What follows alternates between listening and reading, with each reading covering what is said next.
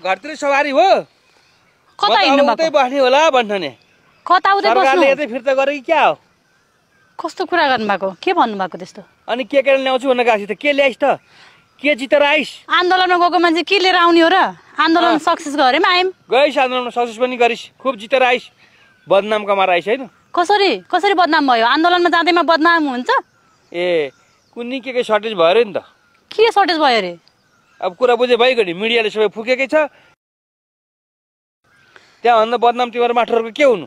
अब म यो टिचर बुढी चाहिँ राख्दिनँ बरु अर्को बिहा गर्छु नर्स ल्याउँछु बरु अचम्म छ आन्दोलनमा गए जाने बित्तिकै मान्छे नराम्रो सोच्ने हो नराम्रो कुरा गर्ने हो नराम्रो हल्ला गर्ने पहिला सबैले मास्टरनी बिहा गरेर राम्रो हुन्छ मास्टरनी चाहिन्छ भने त्यही लैजामा बिहा गरेँ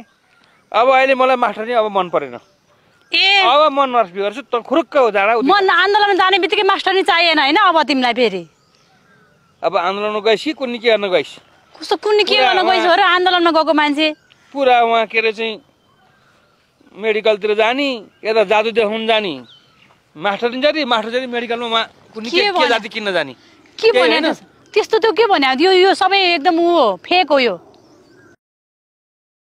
त्यस्तो कुराहरू बोल्नु मिल्दैन त फेक अनि तिमीले होइन भनेर खण्डन गर्यौ त्यो के अरे चाहिँ मेडिकलवालाहरूले सर्टेज भएको छैन भन्यो भएको छ भन्यो नि त तिनीहरूले जे पनि भन्छ नि हावाको भरमा जे पनि बोल्दिन पाइन्छ त्यसरी अब के थाहा आन्दोलन कर्मीहरूलाई तिमीलाई चाहिँ अझै बदनाम भइयो भने के भारैन्छ तर म चाहिँ यस्तो बुढी बदनाम भए बुढी राख्दिनँ मलाई मेरो बदनाम हुन्छ गाउँमा अब होइन नि त बुढो हामी त आन्दोलनमा गएको पो हो त शिक्षक आन्दोलनमा गएको उसले त त्यो कुरा पनि लेखेकै छ नि सरकारको ज्यादती पनि लेखेकै छ नलेखा त होइन अनि तर त्योभन्दा नि बढी तिम्रो टिचरहरूको सडकमा गएर रमिता उनीहरूले चाहिँ पठाए दिएको त्यही लेख्यो मिडियाले अनि के रमिता थियो र टिचर त्यहाँ सडकमा आमामा तिमीहरू आन्दोलन गर्न गएको कि जादु देखाउन गएको के को जादु नि आन्दोलन गर्न गएको मेडिकलमा सामान किन्न गएको कि आन्दोलन गर्न गएको यो भन्ने मान्छेहरू सब फेक हो यो आन्दोलनमा हामी गएको हो दुनियाँ अरू त्यो नचाहिने मारेर होटलमा भात खान गएको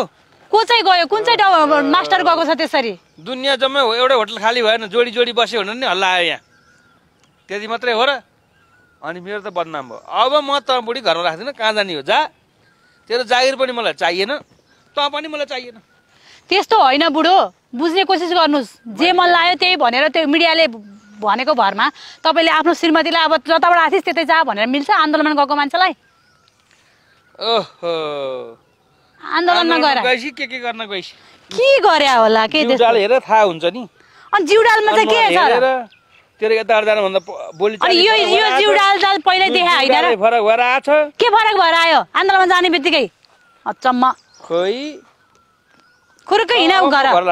घर हिँड बुढो हिँड कुरुक्क लाएर घर हिँड्ने नि त कुन बाटो आ त्यही बाटो ए बुढो आन्दोलनमा गएर आको म ल्याउँदिन अब कि त मलाई पहिले जान दिन हुन्थेन यहाँ आन्दोलनमा नजाऊ बुढी भन्नु पर्थ्यो मैले नजा भनेकै हो नि हुँदैन त्यस्तो सोधेर गएकी होस् त मलाई भनेर गएकी होस् म नराम्रो कामको लागि गएको हो र हो नि म के ल्याउँछु त्यही सरकारले के नाप्यो तँलाई केही दियो ढुकुटीमा केही पनि छैन अब अलिअलि तिनीहरूको माग पुरा गर्दैन भने माग्नु साग केही न केही त्यत्तिकै उसले चाहिँ यसो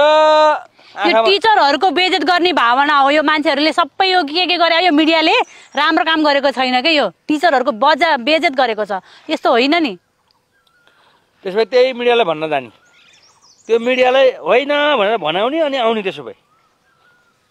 जाम बुढो जाम त्यो मिडियाको पछि लाग्नु त्यो फेक मिडियाको पछि लाग्नु हुँदैन कि त्यो मिडियाले जे पनि बोलिदिन्छ ए बाबा अब दुनियाँ संसार ताली पिटिसक्यो हो भनेर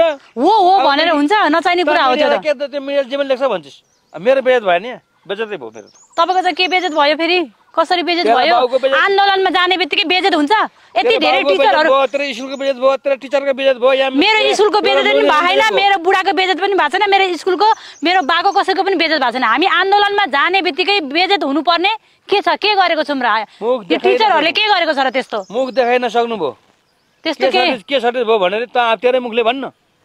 के सर्टेज भयो र केही सर्टेज भएको लाग्दैन मलाई त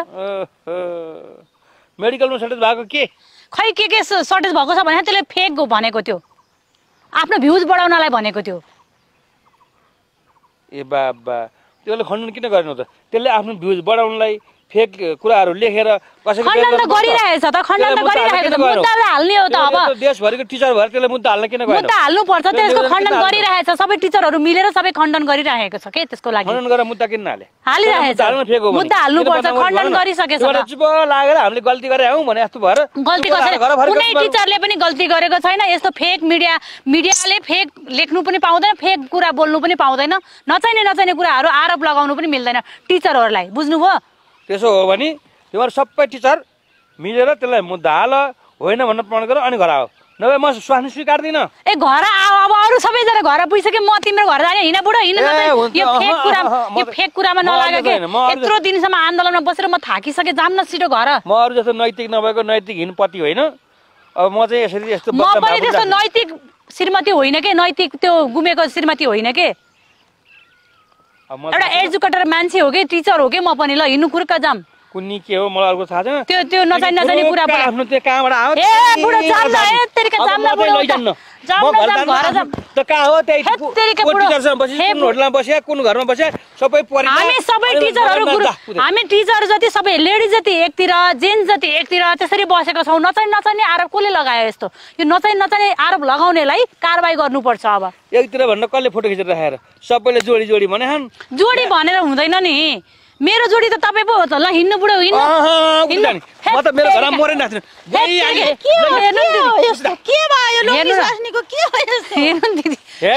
नबुझिकन हेर्नु न यहाँ त्यत्रो मिडियामा के अरे बदनाम हुँदै म यो बुढीलाई घर राखौँ त यो आन्दोलन गर्न गएको हो कुनै कता गएको थाहै छैन कहाँ बस्यो कसो घरमा बस्यो कुन घरमा बस्यो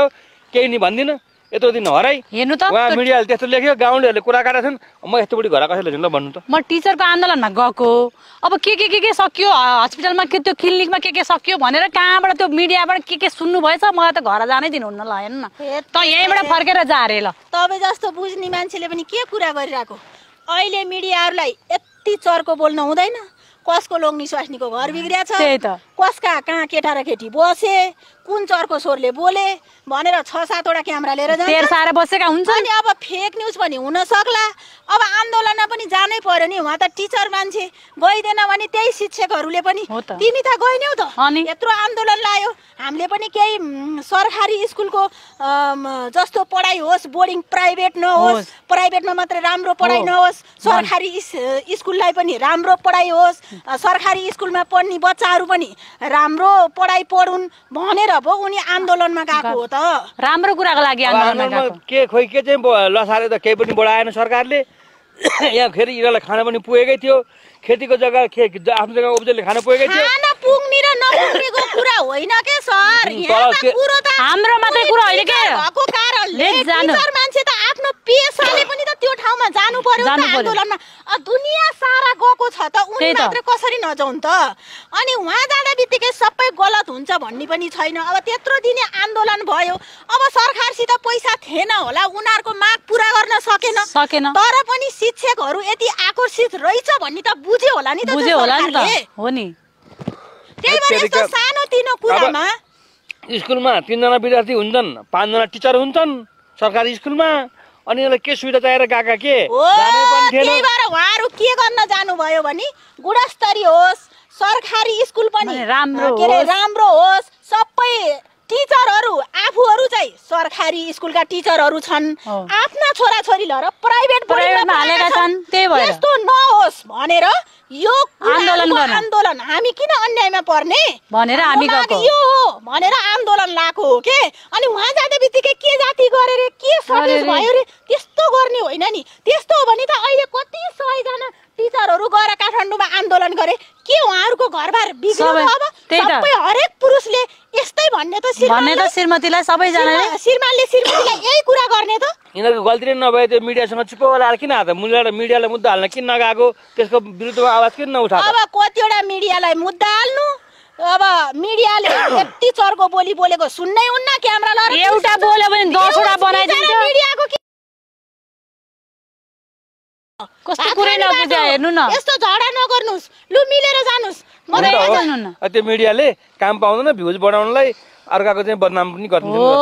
ठिकै कुरा नि गरे हो अघि नै यो कुरा अघि नै बुझ्या भए त यत्रो झगडै पर्थेन नि लु तपाईँ धन्ने ठिक टाइममा आउनु भयो बजार हिँड्ने कि ल धन्यवाद तपाईले देख्नुभयो त बुढा